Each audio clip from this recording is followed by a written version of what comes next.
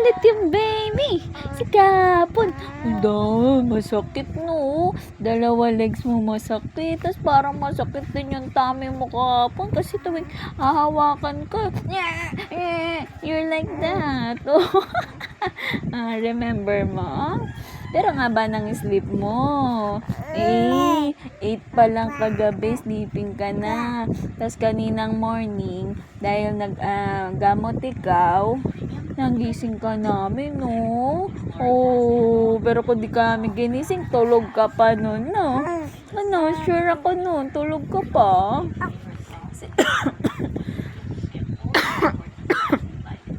Excuse me po. Naubo si Mami, nasamid si Mami. Ano gusto mo sabihin? Ano gusto sabihin?